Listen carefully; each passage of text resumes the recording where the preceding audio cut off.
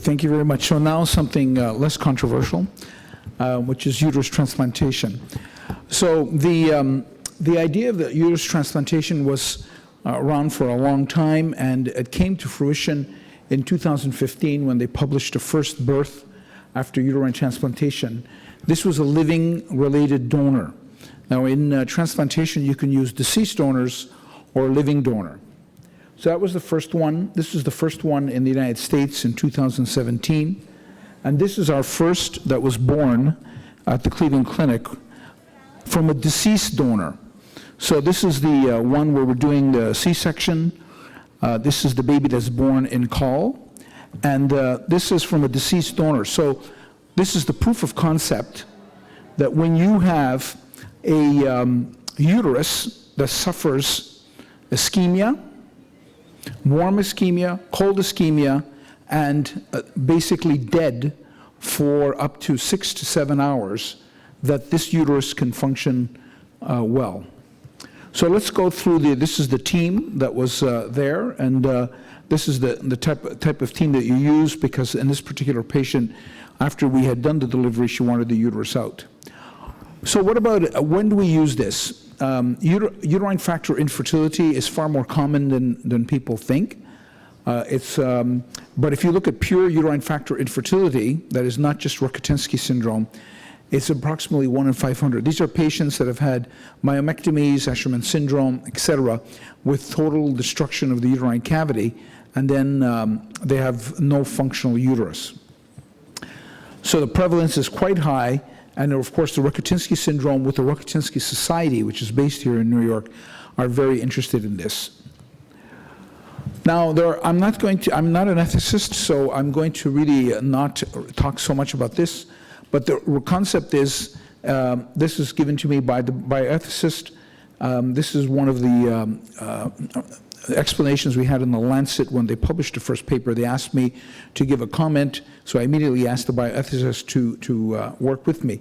But let's look at the existing options for women that have no uterus. You can do surrogacy, which we'll get to in a minute. You can adopt, okay, or you can simply live without children. And then last year when we were in Belgium, for the World Congress in Uterus Transplantation. In fact, a bioethicist did get up and said that we were all crazy. It was a congress in uterus transplantation, so the whole room were doing transplants. But the bioethicist says we were all crazy. In fact, what we should be doing is counseling women that they should adapt and not have children. That was her conclusion. She did not make any progress with the group. I wanted to bring this up. This is, for those that know the Watch TV, this is Margaret Atwood, is a Canadian. She published this book, A Handmaid's Tale, and if you look on this program, this is forced reproduction or coerced reproduction. Your body is not your own. And if you look at the concepts of gestational carrier, what you will read at the statement that was by Rene Friedman, he did this in Fertility Sterility. You'll say we must think of surrogacy in the same way we thought about slavery or child labor. So from that perspective, although we do it all the time here in this country, it is not viewed as positively. This is a chart, in fact, of where in the world the surrogacy or gestational carrier is either banned completely or restricted to someone without compensation. And if you look over here, see the brown areas over here, basically a lot of European country, certainly Sweden, which is where the first trials were done, and then most of the Islamic world will ban gestational carriers or surrogacy outright. So therefore for them, there is no alternative other than adoption or having no children. So, are there many, since 2015, there are many programs and many births. The one we had is from a deceased donor, which was somewhat unique, because most of them are living donors. But there are dozens of papers now. In fact, just having a birth from a uterus transplant is no longer publishable, because there are so many that have occurred. These are other programs that are starting. I'm in the UK. and a few other ones. And in fact, the United Kingdom, in London, people are saying, you know, how can it be paid by the National Health Service? Okay, so this is a survey of physicians and the public, and they said, would you be allowed to undergo a uterine, women should be allowed to go undergo uterus transplantation. And as you see, physicians are not very supportive. This is especially reproductive endocrinologists. The ones who are actually the most against it are high-risk obstetricians.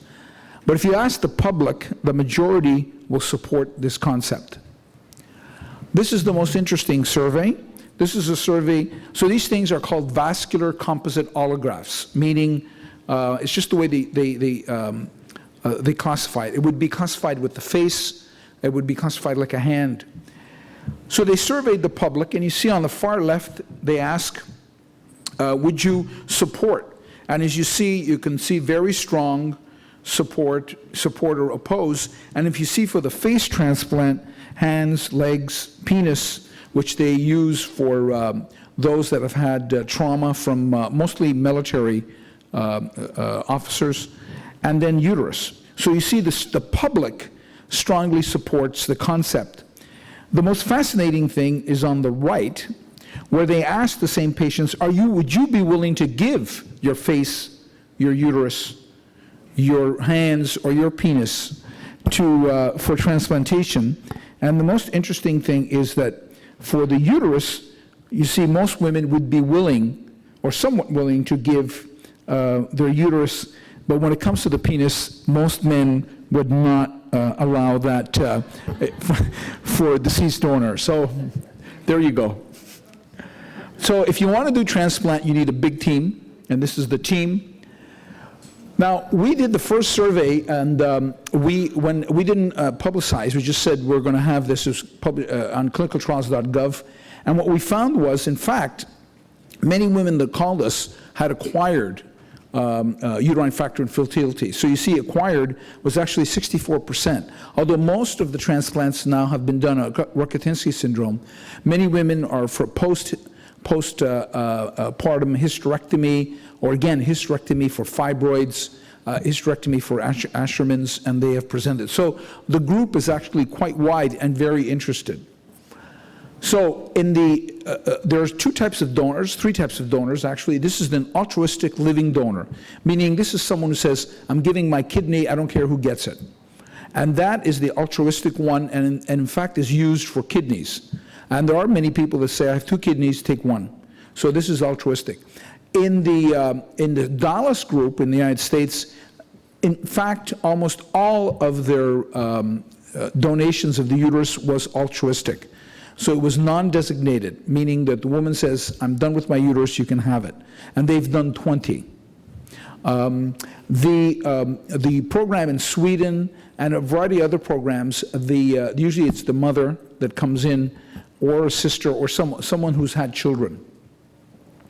So what's the ideal donor? The ideal donor is someone who's proven fertility, and has no, obviously, medical problems, because most of the complicated part of this procedure is the vascular anastomosis. We don't want them with any pelvic kidney and no history of gynecological problems. So that's the ideal donor. So what do we do first? Well, we do a CT angiogram to make sure that the vessels are fine. Now, in the donors in the Swedish trial, they were mostly postmenopausal women. Mostly postmenopausal women have very small uterine arteries, because the uterine artery is an estrogen-dependent organ. No estrogen, very small vessels. So they had to give them all preoperative estrogen for months, and then the vessels were big enough so that you can use them. So there's the living versus deceased donor. Now, the living donor is used most of the world because it's easy to plan. Now, the living donor, it's a very complex hysterectomy. You have to give medications pre-op if you're using postmenopausal women, which is very most commonly. And there's a new syndrome, though, of graft discard donor guilt. So a woman says, I'm giving my uterus to my daughter who was born without one. Then we do the surgery, in fact remove the uterus, and it's not usable. usually sometimes because of vascular problems, or she doesn't get pregnant, then the woman who gave the organ has guilt because she says, well, not only was my daughter born without a uterus, which I carried, but now even my uterus is inadequate for her. So that's one of the things. So now we use deceased donor because we don't want to have any risk in the donor. There are risks for the donor, and I'll review them briefly. So this way, with the deceased donor, you don't have any risk. The problem with the deceased donor, as in with all organs, they usually take the heart, the lung, the liver, and kidneys, and then we take the uterus, which means it's always 2 o'clock in the morning when we're getting this. But nonetheless, there's no risk to the donor. So this is the different times of ischemia. You see, you have a kidney ischemia, 24 hours, pancreas, liver, heart is the lowest amount of ischemia time that it can tolerate. But for the uterus, which is very fascinating, is that in fact, it tolerates a lot of ischemia. This is very important for purposes of implantation. So if you take it down to the basic science, which I'll tell you about in a minute. So we have an extensive evaluation in the recipient and the donor to proceed. And so the first thing that we do is, there are 2 things. One, you have to have an adequate vaginal length to do the anastomosis. Remember, patients with Rokitansky syndrome, they're born without a vagina. So the first thing you have to do is to make sure there's adequate length, because when you're doing the anastomosis, the donor is a parus cervix. And so therefore, you have to fit it through the top of the recipient neovagina. So therefore, we ask them to dilate, but the dilatation is up the upper part. And the second thing is you have to have enough embryos to get a pregnancy. So in the ASRM practice committee, which I led the group, we said, look, can we come up with a number? In fact, we said we don't have a number, but you have to have enough embryos to, at least in your program, establish a pregnancy. Because you do not want to do, you can do it, but it's very hard to do an egg retrieval in a post-transplant patient. So we have a minimum of 6 blastocysts, but in fact, whatever it is that's in your program to get 1 pregnancy, because you don't want to do this afterwards. All these patients are placed on immunosuppressive drugs. We have a lot of experience with immunosuppression. Women have been getting pregnant after kidney transplants forever, liver transplants, heart transplants, and we have plenty of drugs, and we use the drugs that are used for kidney transplantation for this in patients that ultimately get pregnant. Skip this. So how do we monitor it? Well, the first thing we do is monitor rejection is by taking a cervical biopsy. Remember, when they monitor rejection for liver, kidney, etc., they're taking biopsies. For us, it's very simple. You put a speculum in, see the cervix, take a piece, and look under the microscope. And you see the different levels of rejection. In fact, the rejection is not an uncommon event. But so far, no uterus has been removed because of rejection. This is not the same as for other organs. So rejection, although common at the mild form, and we had a very severe form, you can always treat it. And so rejection has not been a reason for removal of the uterus. How do we monitor perfusion? So obviously we're the patient after transplant, we monitor perfusion, and the most common reason why a uterus is removed is because of thrombosis of vessels. So this is a busy slide, but this is the first published in Fertility Sterility of the transplant. But the most important thing is the amount of time. It's not to do the transplant. The transplant you can do in 4 or 5 hours. It's to take the uterus from a living donor. It takes about 10 hours, maybe 8 hours. And that is because of the difficulty in dissecting the uterine veins, which I'll show you in a minute. Okay, so the first thing is the age. So this is the recipient to donor age. And you see you have a recipient age is 33, 38, 28. This is the Swedish group. But in fact, it's the same thing. And then if you look at the donor age, they're postmenopausal, invariably, almost all. There's only one there who's 37. But if you look at the woman who's 61 who gave her uterus to her daughter who's 35, they did one embryo, one pregnancy, one birth. So, and while if you look at the patient who was 33 and the donor was 37, it took 6 embryos to get one pregnancy, one birth. I have to tell you, that in the Swedish trial, if you exclude those where you remove the uterus, the pregnancy rate is 100%. Everyone got pregnant. In fact, in our series so far, we have one delivery. This is from a deceased donor. We had the first one embryo, one transfer pregnant. Our second patient, one embryo, one transfer pregnant and ongoing. And the experience around the world, in fact, is that most of these uteruses get pregnant very quickly. Now remember, it's a selection. We only take patients that have had children, but the fact is that you can undergo ischemia and in a severe rejection where you have the endometrium sloughing off from severe inflammation, they will get pregnant very quickly. Now here's the main difficulty, is the uterine vein. So the uterine vein is not like the uterine artery. Uterine artery is very difficult, everybody, very easy, you've seen it, easy to get. The uterine vein is extremely difficult, and that's what takes 4 hours. The rest of the procedure is 4 hours, the uterine vein. Now we don't do it, we do deceased donor, so it takes me for the whole procedure under 2 hours to take the organ, because I don't dissect the uterine vein, I dissect something else. There are potential complications. Remember, this is experimental surgery. In the donor, it depends on where you take the artery. Sometimes they develop buttock pain. This has been published. And a few other complications can occur. So this over here is the publication from the Dallas group. So this is where innovation, most of the research is being performed, is try to figure out what's an alternative to using the uterine vein, which takes 4 hours, especially if you want to do this robotically. So we're moving towards minimally invasive surgery for uterus procurement. To do that, we need an alternative to taking the uterine vein, and it's the ovarian vein. And the ovarian vein now is coming out as a potential, because that's easy to identify and very easy to identify robotically, laparoscopically, and remove it, and then do the anastomosis, the venous anastomosis. So this is simply a recent publication from the British group. There have been a review of the outcomes of the first 45 transplants, and there have been, this is in the ureteric injuries, fistula, vaginal cuff dehiscence. These are all one. Remember, this is experimental surgery. We're learning how to do this. This is the graph that was published in Human Reproduction, and just to tell you that you see on the left is simply the individual scores of the physical components of how people feel. The three, see most of them, these are the donors, okay, these are the donors. You see most of them are flat, so they give their uterus and they're physically and emotionally very well. The three that you see going down are the three where the procedure didn't work, as in the donor, the recipient didn't get pregnant or they had to remove the uterus.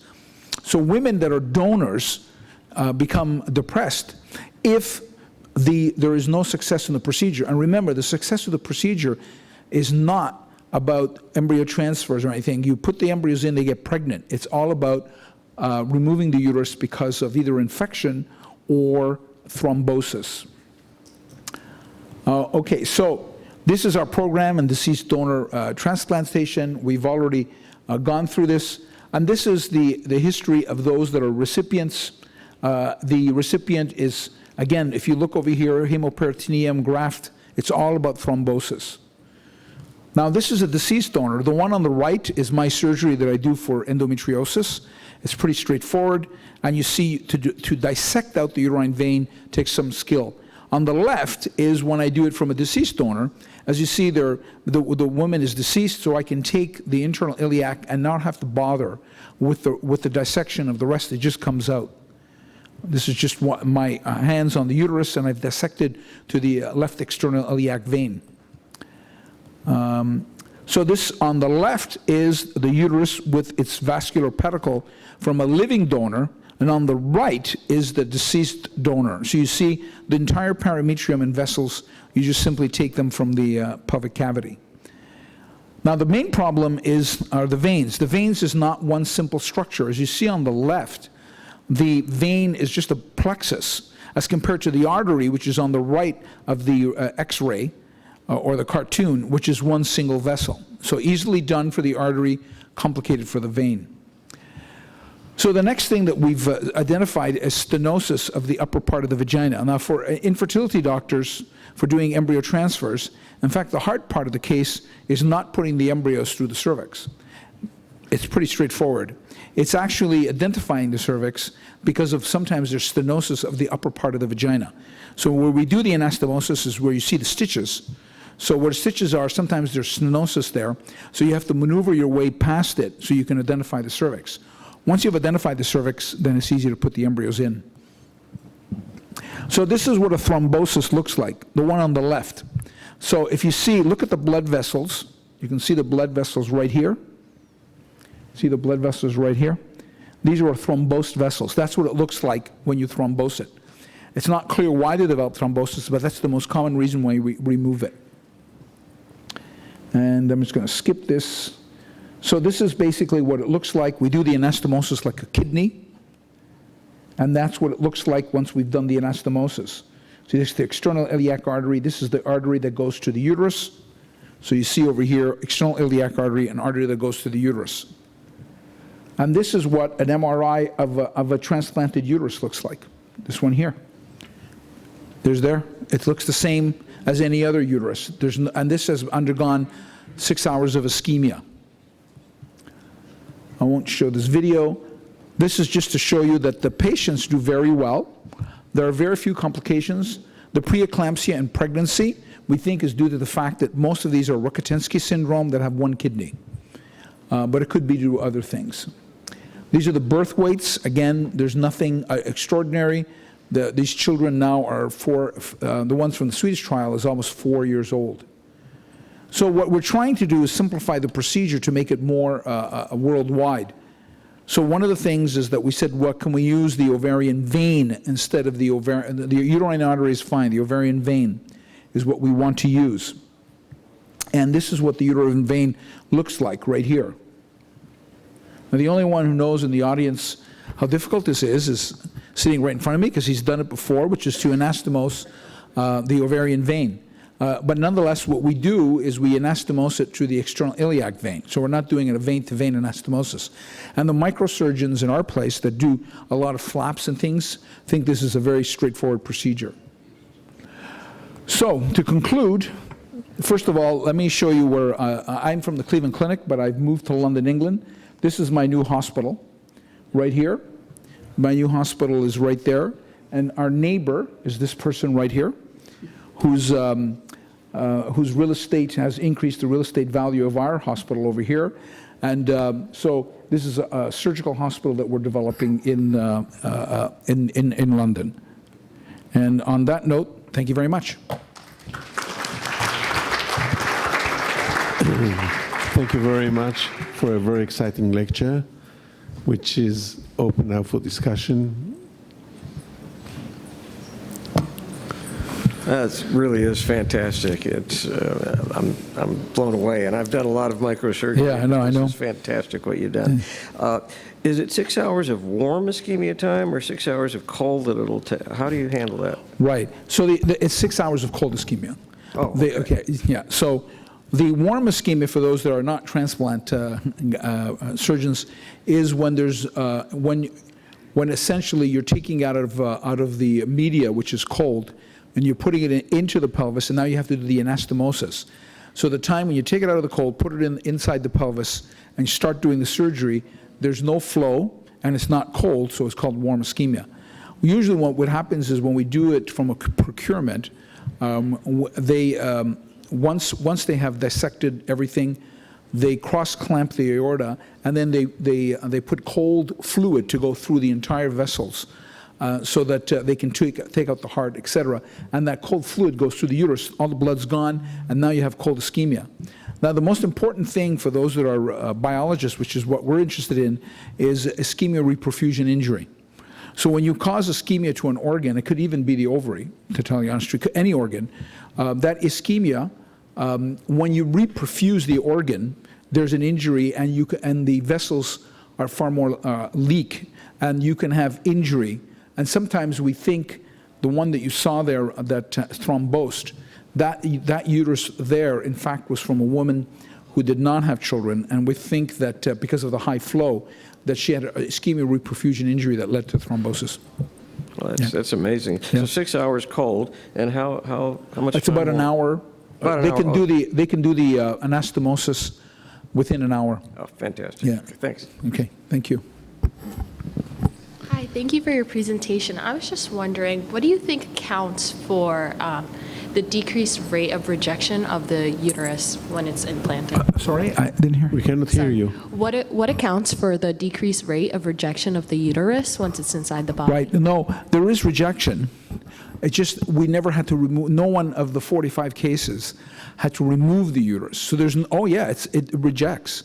And the rejection of the uterus is probably similar to rejection of a lung, because the uterus is naturally exposed to the outside world. So skin is the worst, it rejects very quickly, lung, and then uterus. Kidneys are not exposed to the outside, or liver, or heart. And so therefore, the rejection is a little bit different. In fact, for kidneys, they start to take away a lot of the anti-rejection drugs. But there is rejection, and we had a very severe rejection. It was tremendously severe, where the entire endometrium sloughed off. And then, but she's pregnant. Yeah. And so the rejection is managed. I'm actually always surprised how it is. You do a biopsy, you cannot see of the cervix. There's no epithelium left. It's all infiltrated. So there is rejection, but it has not yet been so far a reason for removal. Although, this is experimental surgery. A lot of people, when I present this, that we had severe rejection, I don't show the slides of the ones who had severe rejection. They put up their hand and said, if it was me, I would have removed the uterus immediately because of the severe rejection. We just treated her with steroids and intravenous immune globulins, and then she got better, and we transferred the embryos, and she delivered. Thank you so much. You're welcome. Wonderful presentation. In the bioethics presentation, we're warned not to focus on things that are very interesting but not necessarily so relevant. And despite that, I want to ask you, Yeah. can a man therefore carry a child with a uterus transplant? And Right. is that on the agenda? Can it It's happen? yes. And when will it happen? Thank you. Right. So the question is, if you look over there, there are those with we have a big unit at the Cleveland Clinic for gender confirmation surgery. So, and it's the same person who does male to male, male to female, female to male. It's a gynecologist, and there is no question that in a male to female, we could probably put in the uterus, and I'm sure it will work. The reason why we haven't done it is because this is an experimental protocol. An experimental protocol, in order to come up with clear ideas of what to do next, you have to really focus in and limit the inclusion criteria. So any deviation at all from the inclusion criteria, we just cannot have, because I cannot figure out what to do next if there are too many variables. So for the urologist in the room, and I have also operated on males when they first started doing laparoscopy, the male pelvis is very narrow, and it's actually a much more difficult pelvis to actually put the organ in. And I'm sure we'll figure it out. But for the moment, to answer your question, there is no question that will be the future. But under experimental conditions, we try to limit the experimental protocol in such a way that we want to limit the variables so that we can come up with the next phase. So thank you I very think much. on that Thank note, you. thank you very much. And we'll break for a very short break.